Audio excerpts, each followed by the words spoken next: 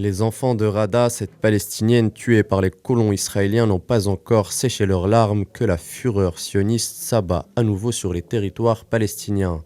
Pour la deuxième fois en une semaine, les Razaouis se réveillent sous le bruit des bombes israéliennes, alors que les avions israéliens ont remplacé le calme de l'aube par le son des réacteurs. Une escalade de violence supplémentaire a été commise par l'entité sioniste dans sa volonté de neutraliser toute forme de résistance palestinienne. Les bombardements interviennent suite au tir d'une seule roquette lancée par les résistants agissant depuis la bande de Gaza. Le tir de roquette est survenu en protestation à la violente répression que subissent les Palestiniens depuis le début du mois du Ramadan, ayant pour point culminant les affrontements au sein même de la mosquée d'Al-Aqsa. Le Hamas a déclaré que les agressions sionistes ne feront que renforcer la détermination des Palestiniens à résister face à l'occupation et à intensifier leur combat pour Al-Quds et pour son peuple.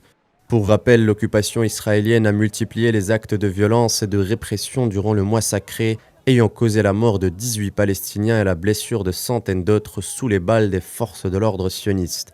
Nombre d'observateurs dénoncent la paralysie des instances internationales, alors que celles-ci se sont pressées de dénoncer l'opération militaire russe en Ukraine.